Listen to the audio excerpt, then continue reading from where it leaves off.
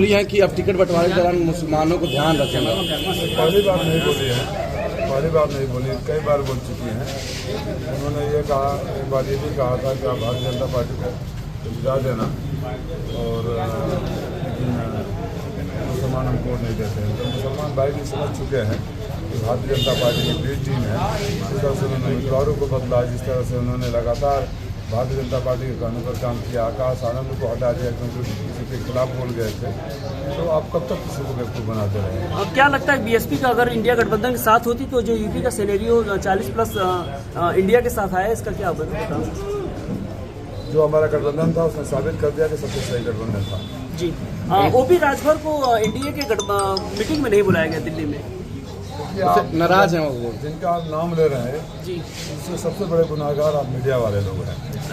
आप लोगों को इतना हाइप करके गाली देंगे तब भी आप 4 दिन तक झूठ देखते रहते हैं, उनके दरवाजे पर खड़े रहते हैं।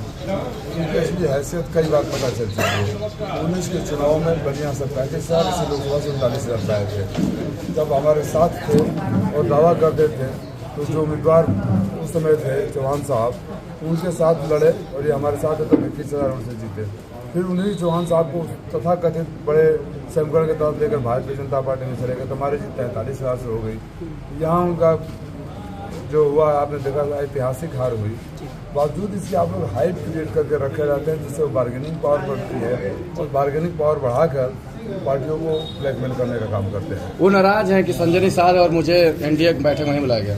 अरे मैंने चुनाव प्रचार के दौरान कहा था कि इनकी ऐसी हालत होगी कि पार्टी की सिंपल भी नहीं छुएगी। आप राजनीति में शालीनता बरतिए, संस्कार बरतिए, मर्यादा रखिए। हम आपसे अलग भी हो जाए तो अब शब्दों का गाली का न हो। उनको लगता है कि गाली देने से मेरे वोटर खुश हो जाएंगे, गाली देने से मैं और जातियों को औकात बताऊंगा। और आप मीडिया वाले साथ ही पता नहीं क्या करते हैं, कौन सा आपका सेटिंग उनके साथ है तो हमको सेट कर रहे थे, कौन सा सेटिंग आप उनके साथ है जी। कुछ भी करते हैं तो आप उनका हाइप क्रिएट करके दिखाते रहते हो।